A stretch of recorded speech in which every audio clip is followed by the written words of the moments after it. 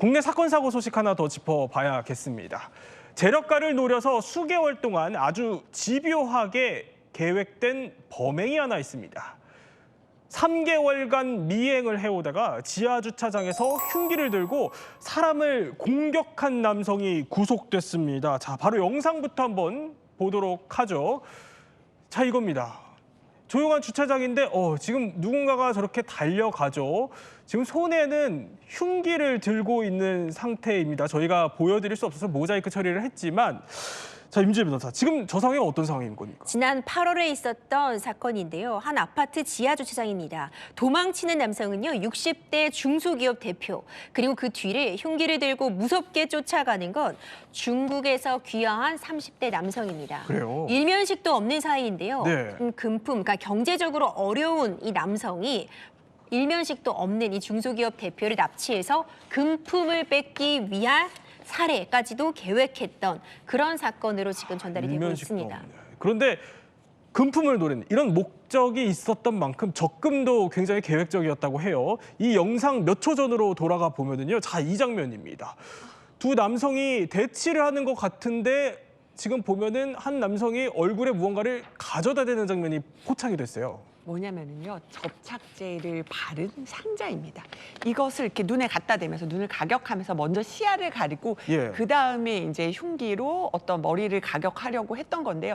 정말 천신만고 끝에 피해자가 이렇게 대치하다가 가까스레 도망치면서 미수에 그치기는 했습니다. 천만다행한 일이죠. 그 상황 속에서는요.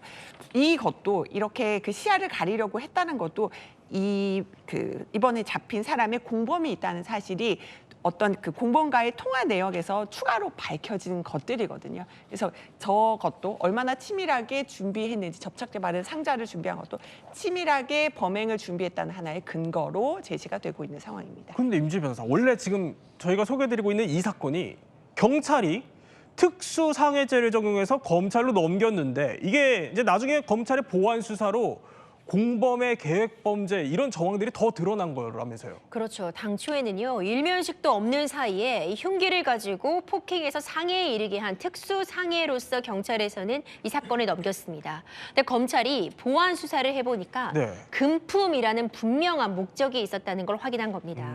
뿐만 아니라요, 무려 이 피해자의 동선을 3개월간 미행을 하면서 예. 정확하게 이 피해자의 위치 같은 부분을 확인을 해왔고요. 이 추적을 피하기 위해서 인근 CCTV도 막아놓은 그런 부분까지 확인이 됐습니다. 도망칠 차량은 물론이거니와 흉기 같은 부분도 사전에 구입을 했고 해외 도주 계획까지 구체적으로 세운 겁니다.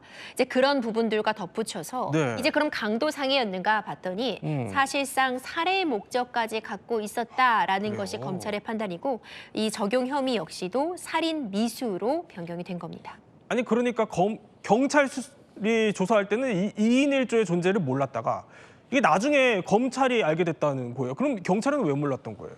경찰은 지금 이 용의자들이 너무나 치밀했기 때문에 뭐 변장을 한다거나 또는 CCTV를 가린다거나 이런 상황들에서 더 깊이 들어가지 못했고 가장 중요한 건 범행 목적이었어요. 예. 지금 특수상해죄는 폭력이라는 어떤 초점을 맞췄는데 검찰이 보완 수사를 하자 뭐가 드러났냐면 굉장히 경제적으로 궁핍한데 갑작스럽게 가상화폐, 거액의 가상화폐를 매매하려는 그런 문의를 한 거예요. 그걸 캐치한 순간 이게 어떤 목적이 지금 금전을 갈취하려고 했구나라는 데서부터 출발을 해서 보완 수사를 하다 보니까 변호사께서 말씀하셨지만 시신 은닉 장소를 임차하는 것까지 계획을 했어요. 그래서 살인 미수라는 거 초점을 맞추고 공범까지 드러나게 된 겁니다. 그러니까 처음에 초동 수사에서 경찰이 놓친 것들을 네. 검찰이 보완 수사에서 많은 것들을 지금 캐치해낸 거죠. 네, 국내 사건 사고 소식 전해드렸고요.